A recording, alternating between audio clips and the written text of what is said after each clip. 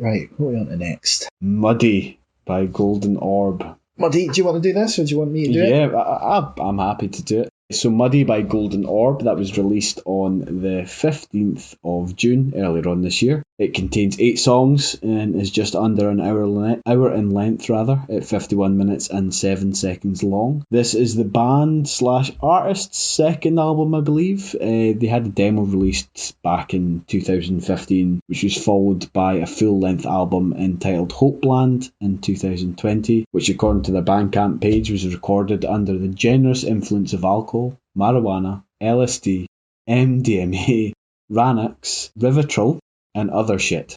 And I think it's pretty fair to say that they probably used much and such the same methods when coming up with this album. As far as I'm aware, the band is comprised of 5 members, so i.e. Go Goblin on guitars and programming, Alex Muddy Johansson on guitar and guitar effects, 5CO on vocals, Decata on drums, and Vixa on bass. So I'm not too sure if the lineup remains the same. That was the lineup when they recorded Hopeland. I couldn't find out really all that much information about them online. They are from Sofia in Bulgaria, and I think they possibly sing in a combination of Bulgarian and English. There's definitely some English there, yeah. I think there is. I mean, I've got the submission again because they gave us a fairly detailed, so I'll read that out. And I mean, it goes over some of what you've said before, but I'll just read it out anyway, so it kind of explains the lineup and whatnot. So they've said, Muddy is a psychedelic / experimental band from Sofia, Bulgaria. Muddy was founded in 2013 by Georgi Paranov, guitar, synth, vocals, and Mitko Nikolov, drums and synth in Sofia, Bulgaria. In 2013, the band was joined by Alexander Velchev on guitar, Viktor Sotirov, Vixata on bass, and Petko Slavikov on vocals. In this lineup, the band released a demo in 2015 entitled Revo Thriller. In 2015, Mitko Nikolov was replaced by Dejan Dragiev, Daka, on drums, and saxophonist Peter Momchev joined the band.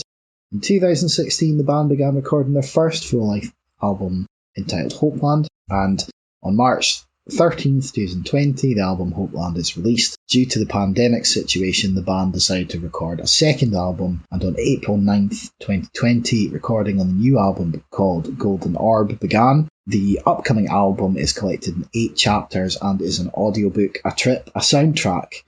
Mitko Nikolov returns to synths in several chapters, and Anna Bo joins the band as a second vocalist. And then they mentioned the first single, Golden Slave, came out on the 6th of January 2021. And the album itself came out on the 29th of May 2021. Oh no, it didn't. It said it was due for release then, but I don't think it actually came out until June. Is that right? Yeah, 15th of June. On Blackdolpin Records. So anyway, that was quite a complicated... if you wanted to know about the lineup, Grant, then well, there you go. Yeah. And it's a pretty complicated album. There's a lot in there. I mean, when I first started listening to it, I was just like, this is going to be a metal album. And although there's elements of metal in there, yeah, it's a trip. It really is a trip. The opening track, Golden Marakusha, that sounded alright. Yeah, go with that. Yeah, like I said, I thought it was going to be a purely metal album. Opens with this kind of muted grunting electrical guitar, which briefly gives way to some ethereal string section before the guitars crashing again. The vocals, they sound pretty metal, or at least they are at first, but at the same time quite alternative and avant-garde. I found that kind of vocal refrain of what I believe he's singing is, "This is my track for today." Is that what he says? I think so. This is my track for today. That was impossible not to sing along to. I really enjoyed that. Really enjoyed that. There's quite a lot of kind of twists and turns to the song, as is the case with most of the album. They mix with the genre and the pace of the song, kind of messing with kind of time signatures and what have you. And that's a mainstay of the album as a whole. I did feel as if in the opening track it felt quite clumsy at times, but I certainly think that got better as the album kind of transpired. There's a lot of kind of progressive experimental stuff thrown in there. It bleeds into the kind of second track, the Golden Bashuka, which again is a mostly instrumental number. It's got an almost kind of jazzy feel to it, with this kind of swooning saxophone, which I thought was going to be right up your street, Snids, and it's something that I found a delight to listen to. I really enjoyed that. Yeah, and it kind of works itself up into this really dense, pulsating crescendo with, I think, what is kind of maybe female vocals somewhere off in the kind of distance. It has this really kind of intense drum beat before we get a return to some more of that kind of metal-esque guitar riffs in the previous number. I don't know if it's worth saying, but each of the tracks are prefixed with golden something or other. Yeah, so every track is golden something. Golden something, yeah. So Golden Bakusha, or how you pronounce that? The second track. Yeah, the second track, like halfway through that, it felt like I was being abducted by aliens. It just felt like, there's like these sweeping electronic noises. It just feels like a sort of shadow is appearing overhead and like ready to suck you up into the void or whatever. Had that sort of atmosphere. And then it had like a hardcore riff, almost like something you'd expect from Turnstile, but just a bit, dirtier. Like, not quite as sort of fun as Turnstile, but that's what it reminded me of. Just a bit more crusty. And that saxophone, the sort of faded saxophone, it sort of starts off far away and then slowly comes into focus, which is pretty cool. And to go back to the first track for a moment, I think that track at least, it's a proggy kind of experimental album, but this feels more like grunge, like alt rock, kind of stoner rock.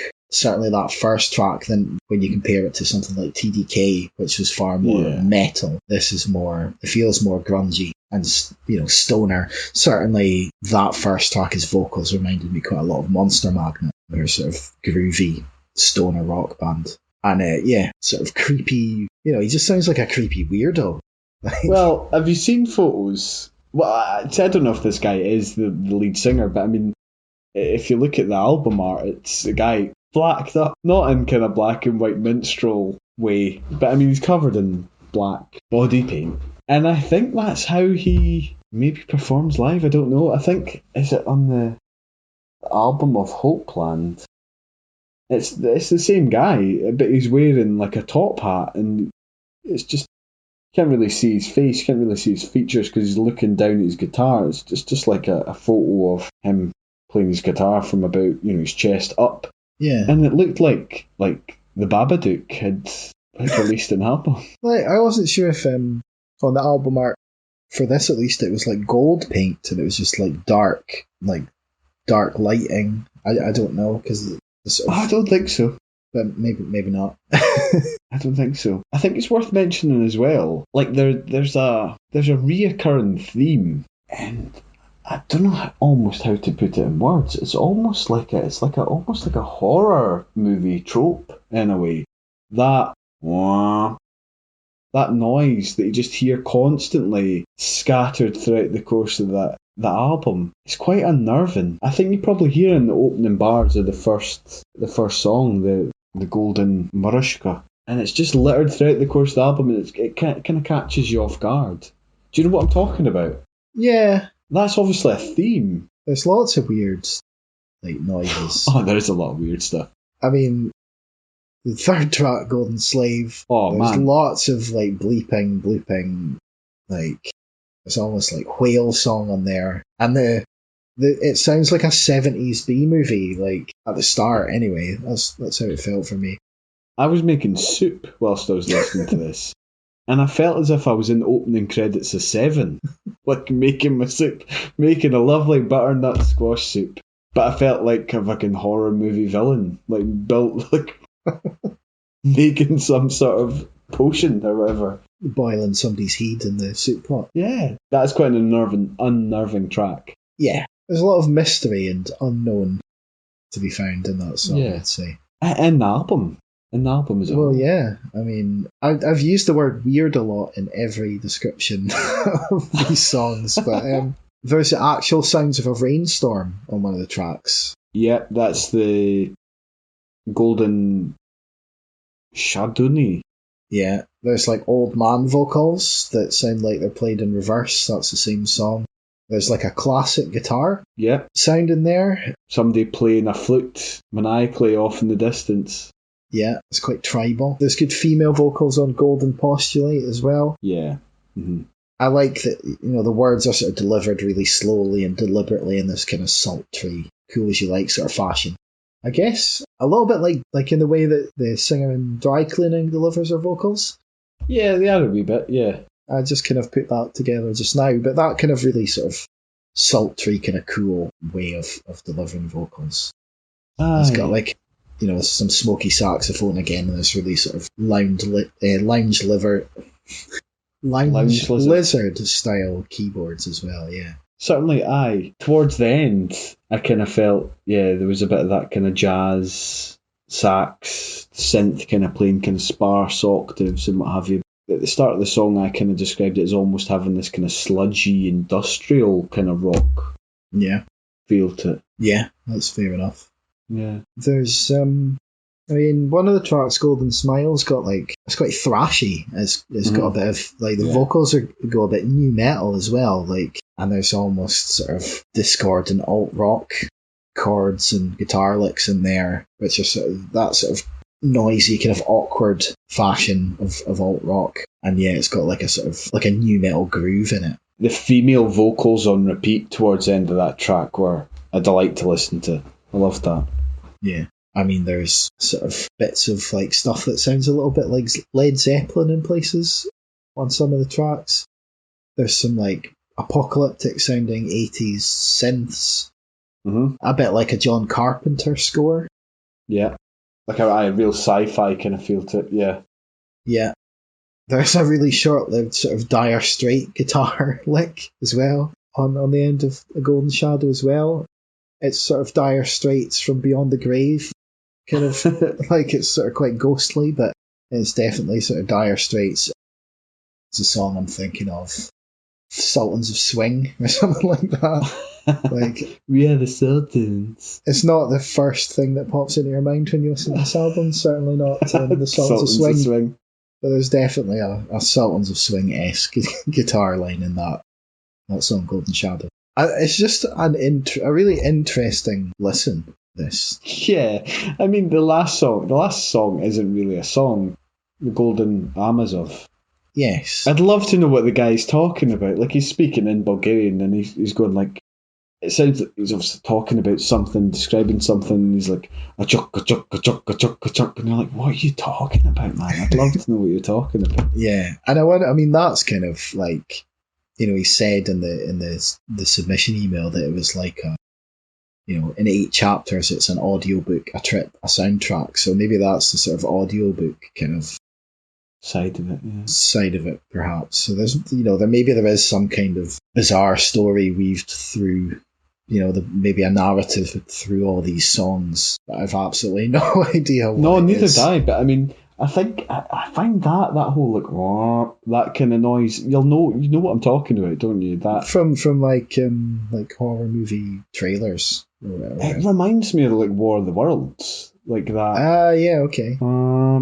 And you're just it does kind of catch you quite off guard. I guess that's maybe where I got the kind of abduction kind of thing from.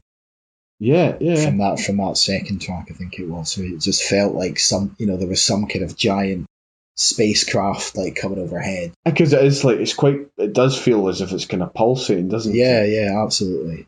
I think that's where I got that from. But yes, it's a wild album. It's so strange because there's so much going on, and there's some really catchy grooves and stuff on it. You can really sort of nod your head along to, and then there's just bits that just kind of are confusing and just completely kind of blow your mind. I just said there's moments of insane genius on here, I'd say. Yeah.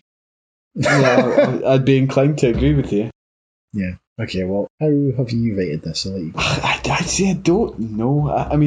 Yeah, I don't know if I've been over generous with the marking here. Now that we've had kind of time to discuss it, I've written a 7 out of 10, but I've acknowledged that I don't know how likely it is for me to go back and listen to the album. Yeah, I'm torn. It's an odd one. It's an odd one. I can't picture myself ever being in the mood to sit down and listen to Golden Orb. But then I don't know. Like, again, it's a wee bit like when we kind of talked about Squid's Bright Green Fields. You know what I mean? Like, do you ever just be like, nah, I'll sit down and listen to that? It's almost like, horses for horses. When I'm kind of talking about prog rock bands that I listen to, it's often something that I have on in the background when I'm going about my kind of daily business. And I imagine this is maybe the type of album for that type of thing. It's one you could probably kind of ebb in and out of, zone in and out of, rather. Yeah, I think so.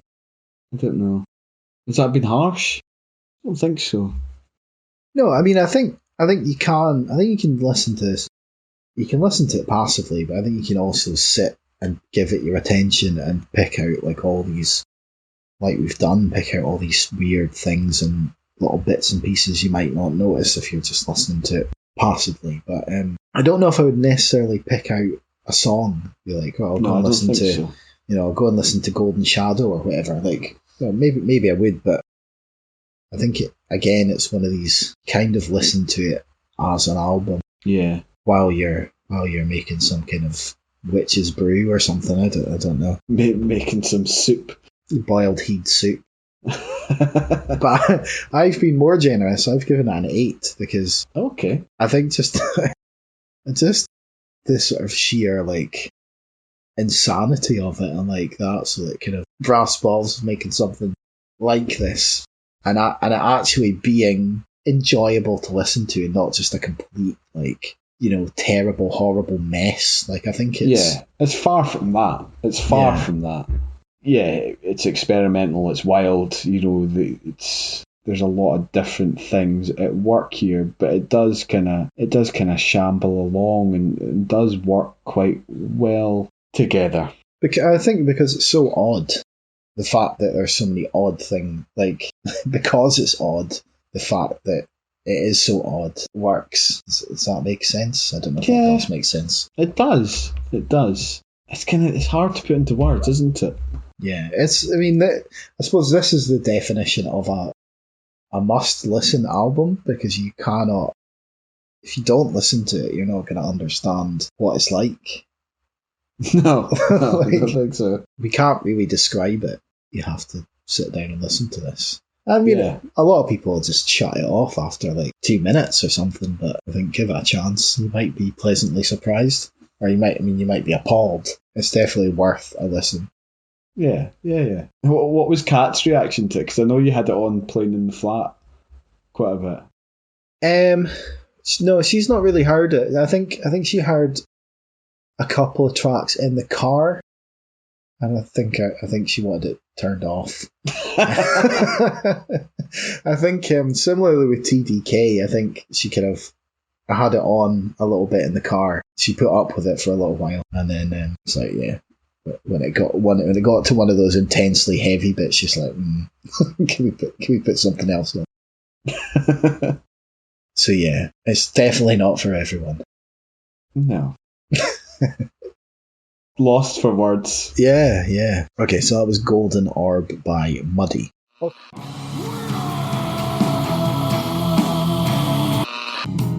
This is my track for today.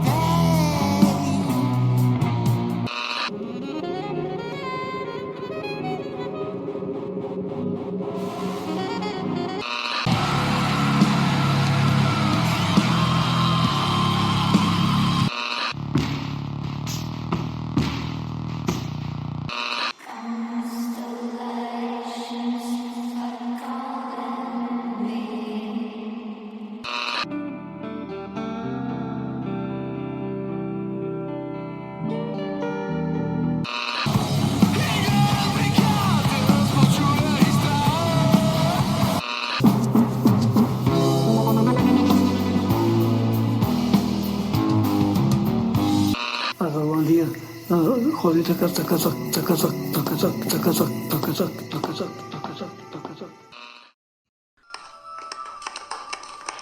It's not finished. It's finished.